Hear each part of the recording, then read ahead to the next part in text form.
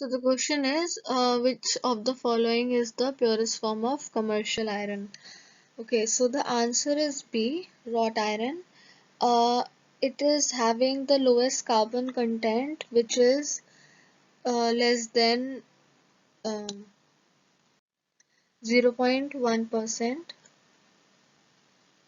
Okay, and the impurities such as sulfur, phosphorus, silicon, and manganese,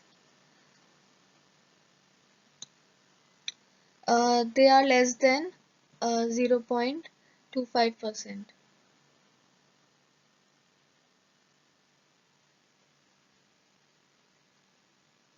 Okay, so it has the largest amount of pure iron and in its constituents and is hence known as the purest form of commercial iron.